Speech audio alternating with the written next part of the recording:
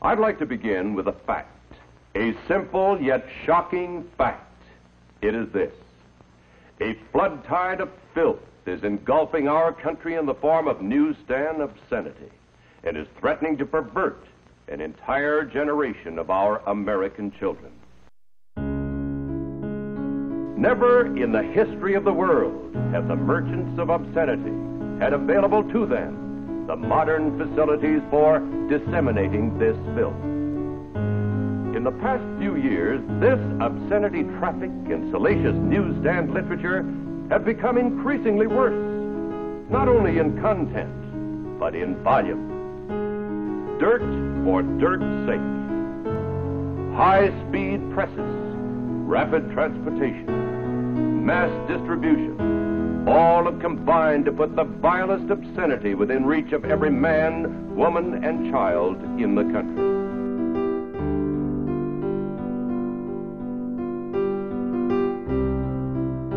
These publishers know well that once so exposed, the insatiable curiosity of youth will cause him to delve deeper and deeper into this grotesque material until his utter depravity is complete.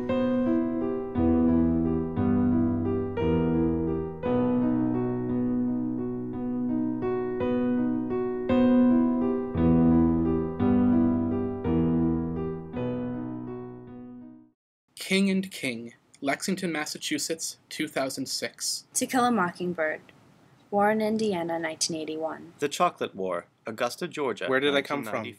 Reno, Nevada, Olive's 1994. Ocean, Jacksonville, Florida, The Adventures of 2007. Huckleberry Finn, Brooklyn, New York, 1905. Owensboro, I Kentucky, hate English. 1985. Queens, presenting this kind of issue at Light such in a the young Attic. age. They're Beloit, trying Wisconsin, to indoctrinate our Because the kids. book does psychological Wisconsin, damage to the 1985. positive Nobody in side their of right human mind would give a sex. book like that to children on their Huck own. not only except itched, for I don't libraries. see anything He said educational that he about sweat that book. when he should have said If they ever perspiration. send a book like Or that home offensive with one of my language and daughters being again, sexually I will explicit. personally burn it and throw the ashes on the principal's Foul desk. language, The a book section says what a depicting burden it picture is of an they have act to of learn bestiality. English. They should just learn Encourages English and children don't to break complain about dishes so it. they won't have to The dry gun them. made a ripping sound, Glorified like the opening Satan, of the fly suicide, of God and Almighty. cannibalism, and also encouraged children to be disobedient. On some of the pages, there are dirty things. The reasons given for attempting to ban a book are as numerous and varied as the books themselves, and every year, the list grows. Banned Books Week is an annual event promoted by the American Library Association. Started in 1982 as a response to an upsurge in bans and challenges to books across the country, Banned Books Week is an opportunity to stand up for intellectual freedom and the freedom to read. At the East Branch of the Dayton Metro Library in Dayton, Ohio, it is an event which has increased in scope and scale every year. In 2006, they built a small cage out of plastic mesh to house hundreds of books that have been banned, challenged, or burned. They included a place for people to sit and read those books. In 2007, they built a bigger cage with even more books and additional seating. Each year, they look for ways to improve the event, recently adding live read-alouds.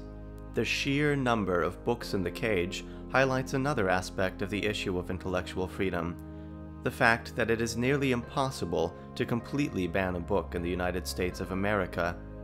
Banned Books Week is not just a fight for our freedoms, it is a celebration of them. Banned Books Week is a nationwide event promoted by the American Library Association, and they encourage other libraries to also promote this event. It's essentially a intellectual freedom event to promote awareness about intellectual freedom, because many people don't understand that in today's society even books are still being banned and challenged. Yeah, it seems whimsical, it doesn't seem like it's a real thing, but it actually does happen at pretty much any library, any school, even at bookstores, throughout various communities in America and throughout the rest of the world. Banning and challenging books is something that hasn't stopped. It's something that has been going on basically since books have been written, and it's something that still occurs today. So what is the difference between a challenge and a ban? A challenge is an attempted but unsuccessful ban. A challenge may come from an individual or from a group, and can occur at schools, libraries, bookstores, or practically anywhere else that books and other media are collected. Most schools and libraries have a process in place for dealing with challenges. It starts with a person making it known that they don't think a particular book should be on the library shelves or be taught in a school. This complaint is usually taken to the school or library board or the director, and a decision is made to either keep the book or get rid of it. Most books are retained, but some are banned. Sometimes, when a challenge is made, an author will respond to it personally. Chris Crutcher, author of several books for teenagers, has encountered challenges to most of his books for a variety of reasons. Divorce, violence, AIDS, homosexuality, lack of respect for parents and God, offensive language, sex, and racial slurs. The kind of smart alecky part of me, if a book actually gets challenged and the challenge is successful in a school someplace, I immediately send 5 copies of that book to the nearest public library and let the newspaper know I did it, because I want people to know that there's no way you can actually ban a book in America. The characters in my stories are kids that are in their schools. I mean, the idea that we should ban stories about those kids is just, it's lethal to me, because, and I've said this before, you ban the story, you ban the kid, you ban those characters, you ban the people who've had those kinds of things happening to them. I get real personal about that, because at that point I'm defending real people. I'm not, it's no big deal that somebody wants to ban a Chris Crutcher book, because they banned Cormier, they banned Judy Blume, they never stop. They banned Harper Lee, for crying out loud. But the point is that when you do ban those things, you're banning the idea, and you're banning talk about the idea, and you're banning the choice to, or the chance to come to some wiser conclusions about what's happening to people in the world. John Green is another author of several novels for teens. In 2008, he discovered that his first novel, Looking for Alaska, winner of the Michael L. Prince Award for Excellence in Young Adult Literature, was being challenged as optional reading in an 11th grade English class. Besides writing books, John and his brother Hank are known on YouTube as the Vlog Brothers, using videos to communicate with each other and a vast community known as Nerd Fighters. He used this forum to address the challenge personally. Good morning, Hank. It's Wednesday, January 30th, and today's video comes to you in one part. Part 1. I am not a pornographer. Hank, you may remember that almost 3 years ago, my first novel, Looking for Alaska, was published. I just found out that Looking for Alaska is about to be taught to 11th grade English students at Depew High School outside of Buffalo, New York. Alaska is taught in a lot of English classes around the country, but it's still pretty awesome to hear that someone is going to, teach your book in a regular English class, and people are going to read it closely and think hard about it. So here's what happened. Because there are a few scenes in Looking for Alaska that some people find controversial, the Depew High School administrators and English teachers got together and they wrote a letter saying, we're going to teach this book, we think it's pretty good, if you're okay with your kid being taught this book, please sign this permission slip, otherwise the kid will read some other book. So parents who are cool with their kids reading Looking for Alaska get to have their kids read Looking for Alaska, and parents who aren't cool with it get to have their kids read some other book. But there were a few people who weren't happy with this solution. These people didn't actually have kids who were in the 11th grade, but no matter. They think that my book is pornographic and that it will cause immoral thoughts and actions in children. These people believe that no one should be allowed to read the book, even those people whose parents signed the permission slip.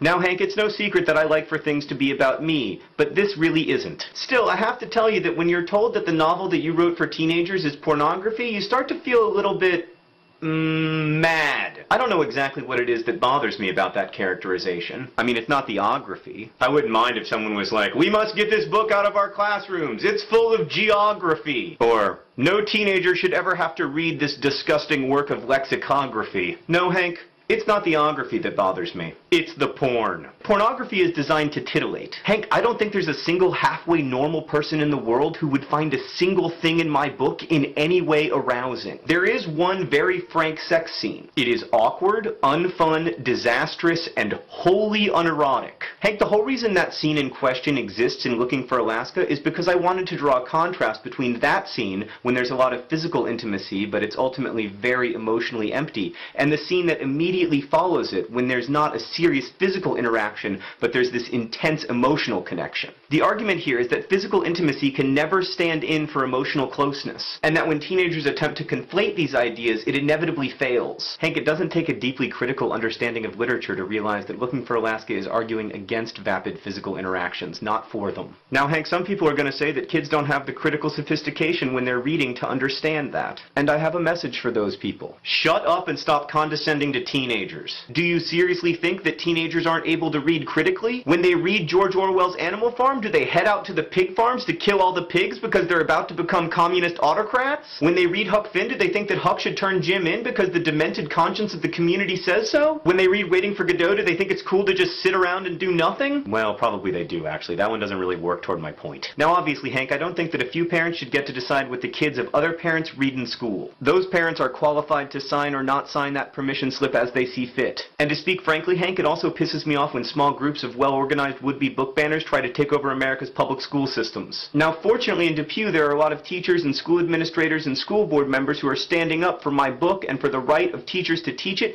and for the right of parents to choose to have it taught to their kids. But Hank, sometimes these people who make stands for intellectual freedom can feel like they're going it alone. Which is why I'd like to ask from the bottom of my heart that any nerd fighters who live in or around Depew go to the school board meeting on February 5th. Info in the sidebar. Also, I've written a letter in defense of the teachers who'd like to teach my book. If you'd like to write a letter, send it to sparksflyup@gmail.com and I'll be sure to forward it on. Hank, thanks to you and all the nerd fighters in advance for your emails. If it really is so difficult to ban a book in the United States, why do we need something like Banned Books Week? Why bother building a cage to display hundreds of books? Why bother holding events like this every year across the country? We bother because the challenges and the bans keep coming. It was mentioned before that Banned Books Week is as much a celebration of intellectual freedom as a fight for it, but part of it also has to do with responsibility. Most of the people who challenge books are well-intentioned. Most of them are parents. They're not evil.